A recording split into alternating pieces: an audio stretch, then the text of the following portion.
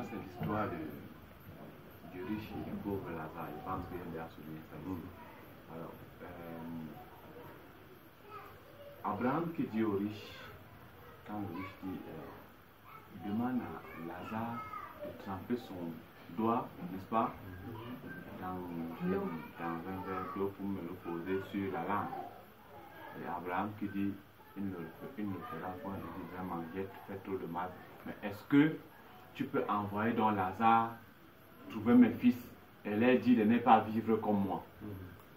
Et voici dans là où Abraham se dit, il dit, je n'enverrai pas point Lazare, car ils ont Moïse et les prophètes. À l'époque, on appelait la Bible Moïse et les prophètes. Bon, je veux comprendre pourquoi Moïse et les prophètes, pourquoi Abraham dit au riche qui est dans la souffrance qu'ils ont Moïse et les prophètes. Est-ce que c'est une représentation que...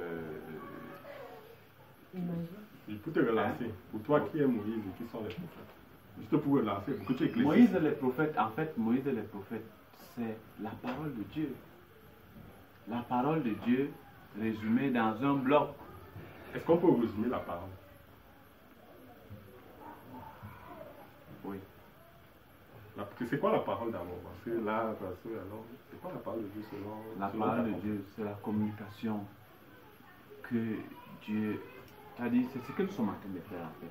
Voici la parole. Mais maintenant, pour qu'elle ne s'envole pas, quelqu'un peut prendre soin de rédiger cette parole et le transmettre. Parce que là, présentement, l'autre jour, nous avons partagé, entre parenthèses, nous avons partagé avec Franck, nous sommes dans une école où il faudrait que chacun grandisse.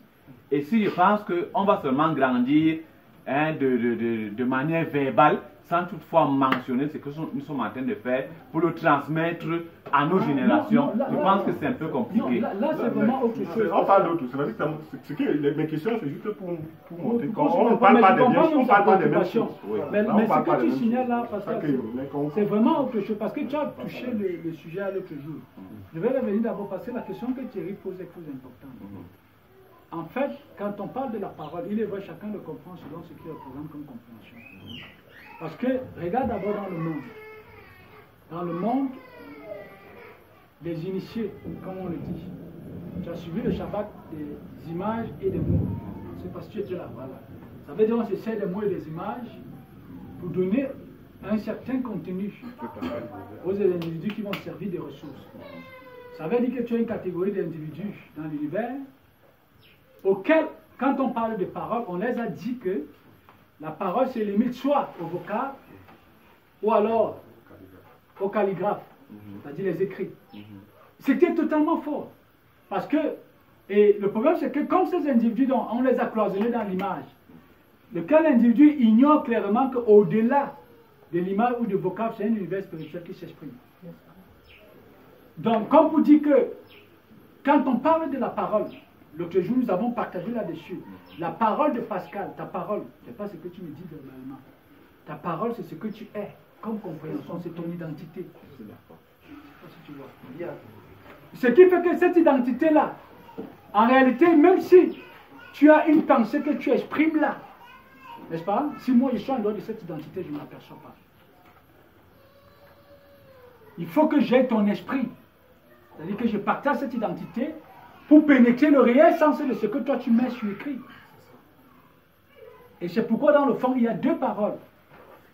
Il y a un initié français, Jacques Attali. Il dit clairement que la parole est créatrice. Parce que pour eux, ce sont les individus qui conçoivent clairement que l'État, c'est vraiment le véritable Dieu, même s'il n'est pas Dieu. Et ils savent clairement que cet État qui met tout ces maillons en moment, ils définissent ça comme étant la parole. C'est ça qu'on appelle la loi. Oui, la parole, c'est la loi. Voilà. Donc c'est ça. Mais maintenant, il est donc question d'identifier la nature de cette parole. Bon, de toutes les façons, elle renvoie à une identité, à un système de pensée, la parole. Bon, maintenant, si on revient sur ce que tu disais tout à l'heure, par rapport à l'histoire de Lazare, c'est-à-dire que c'est-à-dire on n'a même pas besoin d'être trop à un niveau de compréhension. Vous ne voyez pas que ça, c'est une histoire fabriquée de toutes pièces. C'est pourquoi Luc a touché un élément très important ici tout à l'heure. C'est-à-dire que quand on parle du ciel, parce que moi-même j'ai été davantage édifié, on a renfermé toujours les gens dans les images. Le ciel, c'est un niveau de compréhension très avancé. Ça veut dire qu'un individu qui on dit qu'il va au ciel, vous avez un individu comme compréhension créatrice qui rentre dans des sphères de compréhension avancées. Bon, maintenant, si vous avez un individu qui est programmé par la société, pour lui, quand on le parle du ciel, quand il attend le ciel, c'est la raison pour laquelle il attend un endroit, c'est-à-dire, c'est monsieur, vous voyez, ceux qui dirigent le monde savent clairement que pour eux aussi le ciel, comme la vidéo qu'on a suivie tout à l'heure, le monsieur, parce que j'ai travaillé avec la vidéo que tu as envoyée là, il dit clairement que le bonheur, il dit, qu'est-ce qu'il dit? Il dit le bonheur, tout le monde sait qu'on trouve le ciel, le bonheur, le bonheur au ciel, non? Il dit que le bonheur, il dit que la compréhension, c'est une véritable source de bonheur. Tu comprends ça? Un haut initié.